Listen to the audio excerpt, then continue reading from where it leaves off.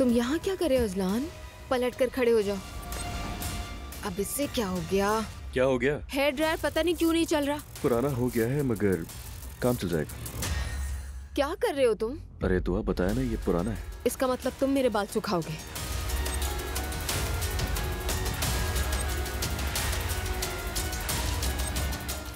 चलो कर्जे उतारते हैं।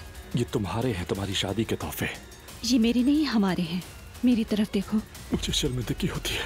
मैं तुम पर फख्र करती हूँ। तो अब मैं एक ऐलान करने वाली हूँ। मैंने और रमीज ने जल्द शादी करने का फैसला किया है।